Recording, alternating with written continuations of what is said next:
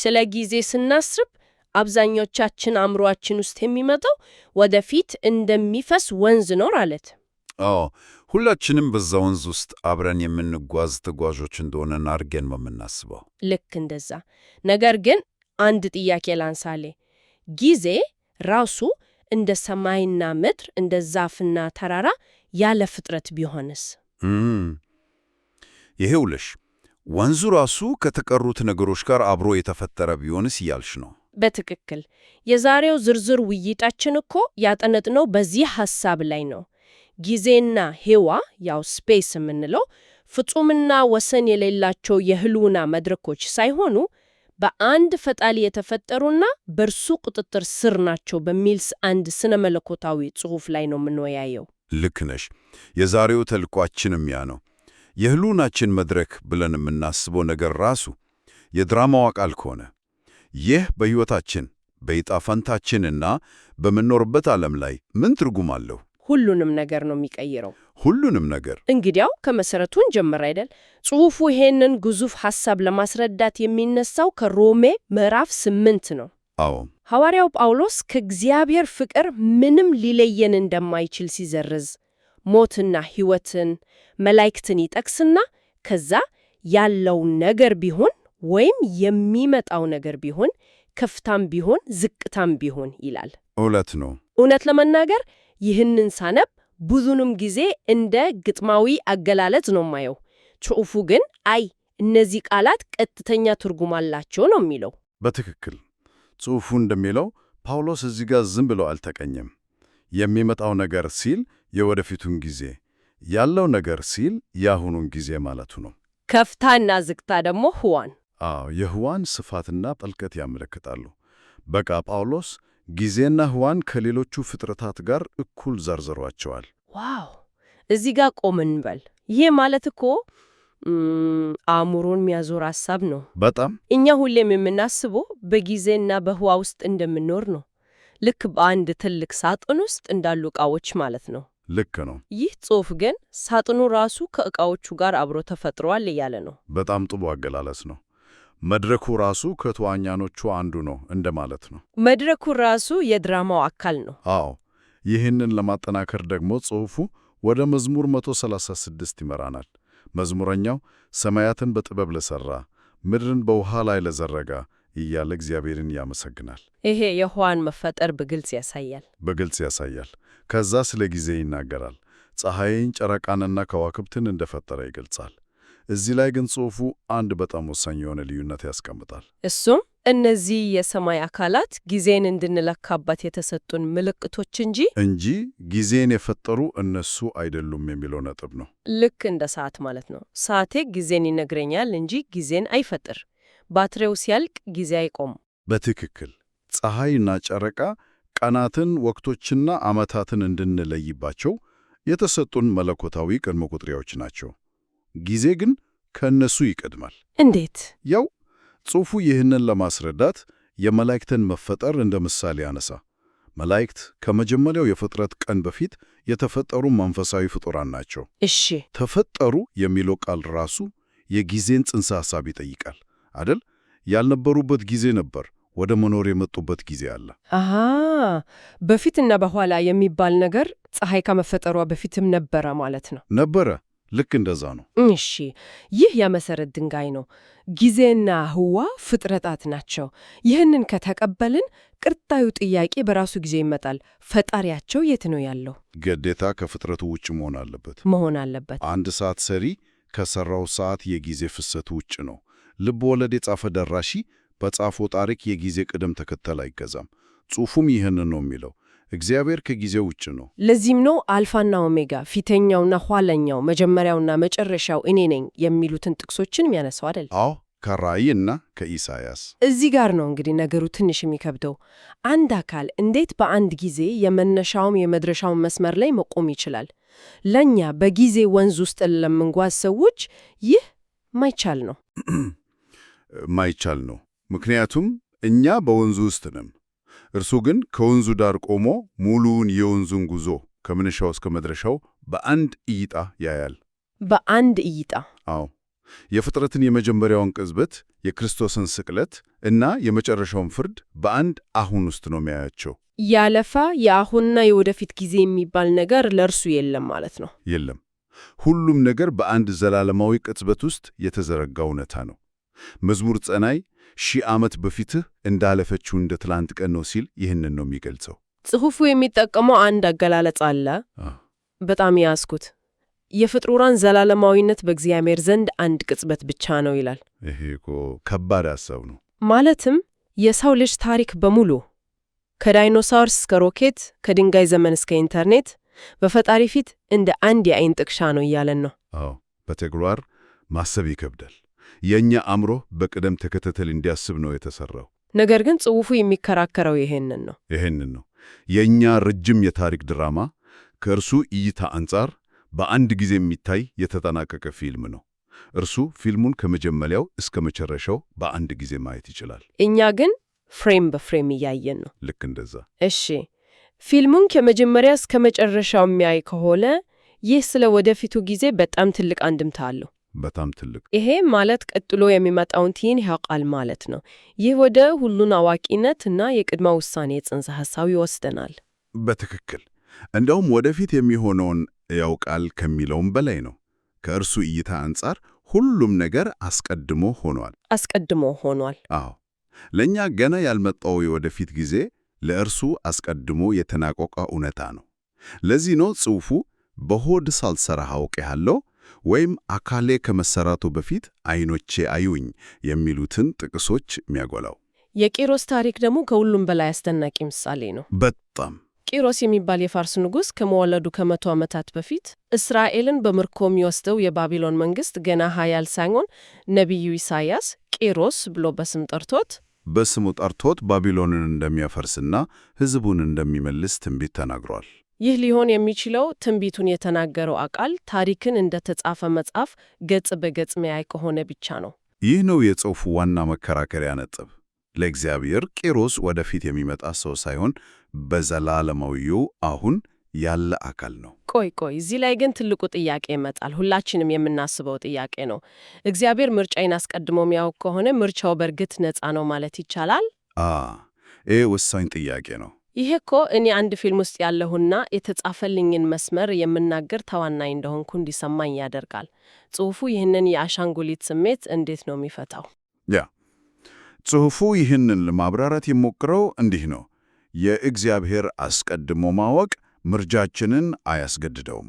እሺ፣ በምሳሌ ብታስረዳኝ። እስቲ አንድ ምሳሌ ልስጥሽ።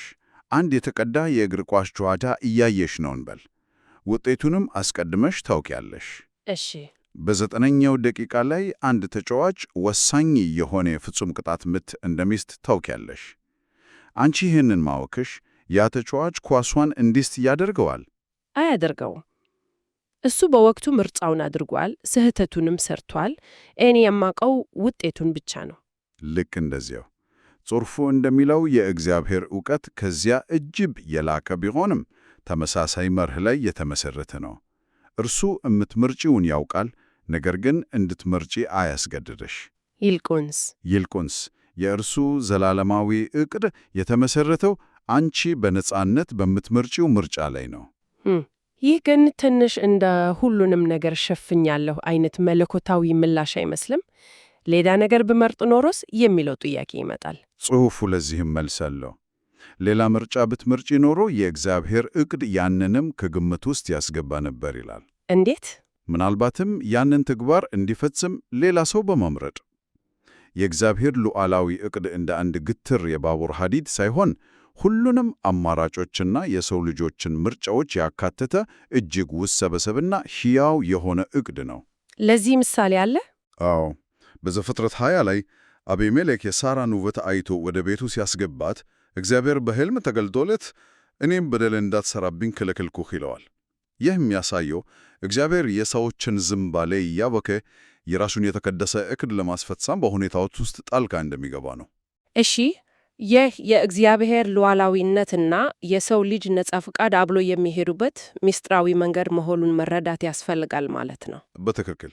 ይህ ሁሉ ስለ ጊዜ ስናወራ የመነሻ ሐሳባችንን ትንሽ ረሳ ነው መሰለኝ። ጽሑፉ ስለ ጊዜና ህዋ ነው የሚናገረው። እስቲ አሁን ደግሞ ወደ ህዋን መለስ። በዚያስ ምን ድራማ ተከስቷል ይላል ጽሑፉ? ወደዚያ ስንመጣ ጽሑፉ እንደገና ወደ ዘፍጥረት ምዕራፍ 1 ይመለሳል። በዚያ ላይ ጠፈር ተብሎ የተገለጸውን የሰማይ ክፍልን እናገኛለን። ከበላዩና ከበታቹ ውሃ ያለው ክፍል። አዎ ያ እዚህ ላይ ነው ጽሑፍ አንድ ያልተለመደ ትንታኔ የሚሰጠው። ይህንን ጠፈር እንደ አንድ መንፈሳዊ ስፍራ ነው የሚወስደው። እንዴት? ዝም ብሎ ሰማይ ወይም ከባቢ አየር አይደለም? አይደለም። ጽሑፉ እያጣቀሰ ያለው ምንጭ ኮሪያኛ እንደሆነ ይገልጻል። እናም ጠፈር ተብሎ የተተረጎመውን ቃል በዋናው ቋንቋ ኩንግቻንግ ይለዋል። ኩንግቻንግ? አዎ ኩንግቻንግ። ይህ ቃል በቃል ሲተረጎም ግምጃ ቤት ወይም ሶድ ማለት ሲሆን በጥንታዊው የዓለም አተያይ በምድር ላይ እንደተዘረጋ ድንኳን ያለ ነገርን ያመለክታል። ጽሑፉ ይህንን ሰማይ ሰይጣን ከሰማያት ከወደቀ በኋላ ተታሰረበት የመጀመሪያው ቦታ ነበር ብሎ ይከራከራል። ለዚህም ነው የአየር ላይ ስልጣን ገዢ ተብሎ የሚጠራው። በትክክል በሰማይና በምድር መካከል ባለ ስፍራ ላይ ተጽዕኖ እንዳለው ለማሳየት ነው። በጣም የሚገርም ትንታኔ ነው። ስለዚህ ሰይጣን እዚያ ታሰረ። ከዛስ? ጽሑፉ አንድ አይነት የጊዜ ሰሌዳ ያስቀምጣል። አዎ፣ በጣም ግልጽ የሆነ የጊዜ ቅደም ተከተል ለማስቀመጥ ይሞክራል። ራእይ ምዕራፍ 12 እና 13ን በመጥቀስ እንዲህ ይላል። አንደኛ፣ ሰይጣን በዚያ ጉንግቻንግ ወይም ጠፈር ላይ ታሰረ። እሺ። ሁለተኛ፣ የክርስቶስ ስቅለትና ትንሣኤ ከተፈጸመ በኋላ በዚያ ድል ምክንያት ከዚያ ስፍራ ወደ ምድር ተጣለ። ቆይ፣ ለምን ከስቅለቱ በኋላ? ጽሑፉ የሚያቀርበው ምክንያት አለ። አዎ፣ ጽሑፉ እንደሚለው የክርስቶስ መስቀል በሰማይ የነበረውን የክስ መብቱን የነጠቀው ድርጊት ነው። የወንድሞቻችን ከሳሽ ተጦሏልና ይላል ራእይ 12። አሃ፣ ድሉ ከተቀዳጀ በኋላ ነው የጣለው። አዎ። ሶስተኛ፣ በምድር ላይ በሰማያታት እምለትና ደም እንደገና ተሸነፈ።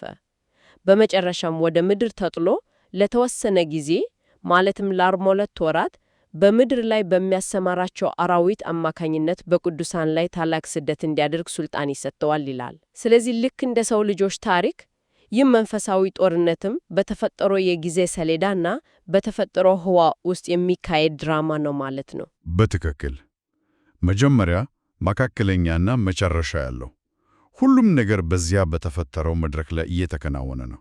እሺ፣ ይህ ሁሉ ድራማ ከፍጥረት ጀምሮ እስከ መጨረሻው ጦርነት ድረስ ወደ አንድ ግብ ያመራ መሆን አለበት። ጽሑፉ ወደ መጀመሪያው የፍጥረት ታሪክ ይመልሰናል። እግዚአብሔር በሰባተኛው ቀን እንዳረፈ ይናገራል። አዎ፣ ከሥራው ሁሉ። ጽሑፉ ግን ይህ ዕረፍት ተሰብሯል ይላል። ይህ ምን ማለት ነው? ያው ተሰብሯል የሚለው ሐሳብ የሚያመላክተው በሰው ልጅ ኃጢአት ምክንያት ያ ፍጹም የነበረው የፍጥረት ዕረፍትና ሰላም መታወኩን ነው። የእግዚአብሔር አጠቃላይ የማዳን ዕቅድ በዚህ ስነ መለኮታዊ ትርጓሜ መሠረት ይህንን የተሰበረውን ዕረፍት መመለስ ነው። ለእኛ በጊዜ ውስጥ ለምንኖር ፍጡራን ይህ ወደፊት የምንጠብቀው ተስፋ ነው ማለት ነው። አዎ፣ አዲስ ሰማይና አዲስ ምድርን የምንጠብቅበት። አሃ። ነገር ግን ከዚህ በፊት ወደ ተነጋገርንበት የእግዚአብሔር ጊዜ የማይሽረው ባህሪ ስንመለስ ነገሩ የተለየ ገጽታ ይዛል። እንዴት? ለእኛ ወደፊት የሚሆን ክስተት ነው። ነገር ግን በሁሉም ቅጽበቶች ውስጥ በአንድ ጊዜ ለሚኖረው ለእግዚአብሔር ያ ሰባተኛው ቀን ወደፊት የሚመጣ ነገር አይደለም። በፍጹም። ለእርሱ ሰባተኛው ቀን አሁን ነው። እርሱ አስቀድሞ በተጠናቀቀው የፍጥረትና የዕረፍት ሁኔታ ውስጥ ይገኛል። እኛ ወደዚያ ዕረፍት ለመግባት እየተጓዝን ነው። እርሱ ግን አስቀድሞ በዚያ ዕረፍት ውስጥ አለ። ልክ እንደዛ ነው። የፍጥረት ሥራ ለእርሱ የተጠናቀቀ ፕሮጀክት ነው። እኛ አሁንም በሂደት ላይ እንዳለን እናስባለን።